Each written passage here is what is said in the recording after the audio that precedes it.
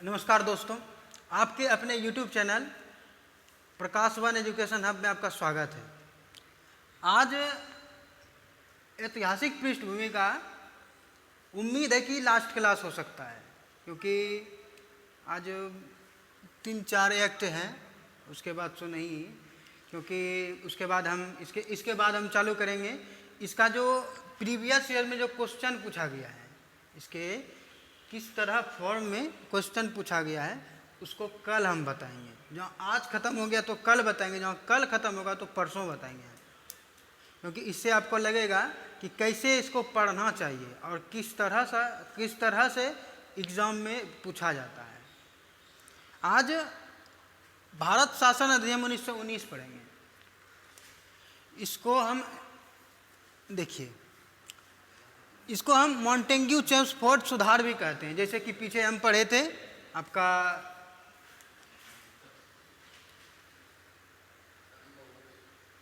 ये जो मॉन्टेग्यू ये है राज्य सचिव और ये हैं वायसराय। यही दोनों पहल करके कुछ सुधार करने का कोशिश किया कि भारत में जो सदनात्मक जो व्यवस्था है इसे द्विसदनात्मक बनाया जाए। तो केंद्र में द्विसदनात्मक विधायिका की स्थापना की गई। यानी देखिए, राज्य में पहले था राज्य में द्वैत शासन पद्धति, लेकिन अब क्या किया कि केंद्र में द्वैत शासन पद्धति ला दिया गया। देश में प्रत्यक्ष निर्वाचन व्यवस्था तथा प्रांतों में द्वैत शासन प्रणाली प्रारंभ की गई। प्रांतीय विषयों को पुनः 2 भागों में बांटा गया, एक हस्तांतरित, दूसरा आरक्षित।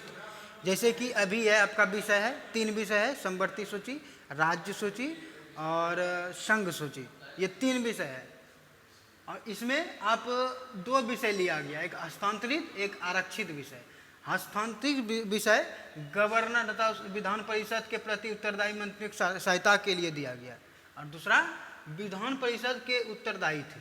जो आरक्षित विषय जो है, आरक्षित विषय पे जो कानून बनाएगा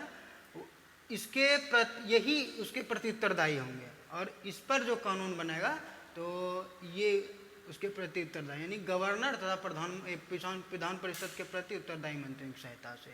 तो देखिए, अब इसको हम याद कैसे रखेंगे। सबसे पहले आपको पीछे का क्लास रिकॉल करना है। पहले आपको क्या पढ़ाए थे? 1773, उसके बाद 1784 ये रेगुलेटिंग एक्ट, ये पिट्स इंडिया एक्ट, उसके बाद 1833 चार्टर एक्ट, उसके बाद 1853 चार्टर एक्ट, उसके बाद आपका है भारत परिषद अधिनियम। इसके अंतर्गत 1861, 1892 और 1909 ये एक्ट पढ़ाए थे आपको। इसमें इम्पोर्टेंट है आपका 1773 और भारत परिषद अधिनियम जो 3 गो है, जो 1861, 1892 और 1909। आप इस पे ज़्यादा ध्यान दें, भारत परिषद अधिनियम और चार्टर एक्ट पे ज़्यादा ध्यान दें, क्योंकि इससे क्वेश्चन पूछा जाता है। जैसे हम कल आपको बताएंगे तो देख लीजिएगा उसमें किससे क्या क्वेश्चन पूछा गया है, किस एक्ट से, तो वहीं पे क्लियर हो जाएगा। तो देखिए यहाँ पे केंद्र में भी द्विसदनात्मक प्रणाली, एक आ गया तो आपका विधान, एक आ गया आपका संसद और दूसरा आ गया राज्यसभा।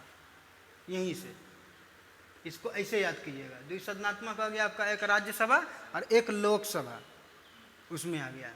दूसरा, देश में प्रत्यक्ष निर्वाचन व्यवस्था तक प्रांतों में द्वैत शासन प्रणाली प्रारंभ की गई। यानी जो पहले जाति, वर्ण, वर्ग के आधार पर जो पृथक निर्वाचन जो पद्धति सबको मिली थी, उसी के अनुसार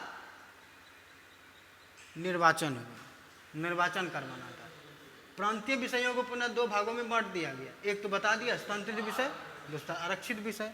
ये छोटा ही है और ये इम्पोर्टेंट भी है, क्योंकि आपका जो अभी राज्यसभा और लोकसभा है तो कहीं ना कहीं यहीं से आया है, इसी एक्ट से आया है।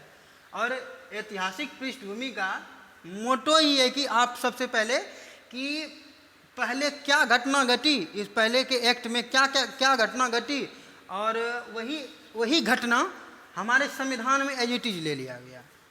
हमारे संविधान में सब बोला जाता है सबसे ज़्यादा आपका भारत शासन अधिनियम 1935 से लिया गया है, क्योंकि उसी में ही आपका समवर्ती सूची, राज्य सूची और संघ सूची आता है।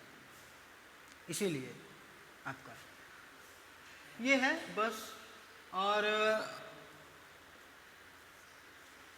और आगे हम फिर एक्ट आपको पढ़ाएंगे, इसको उतार लीजिए।